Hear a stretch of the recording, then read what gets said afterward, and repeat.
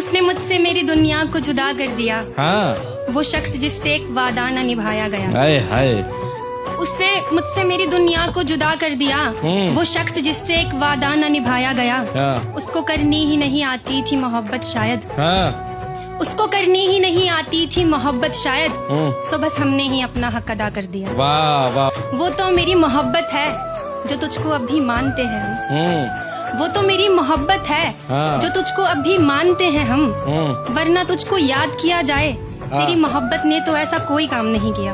और तेरी वफादारी के तो क्या ही कहने। तेरी वफादारी के तो क्या ही कहने। तूने इश्क में एक ही वक्त पर यार दो दो जगह अपना मकाम कर लिया। बड़े हैरत की बात है, बड़े हैरत की बात है कि हम फकत तेरे होकर भी बेवफा थे और तू ना जाने कितनों की नजर में वफादार बन गया।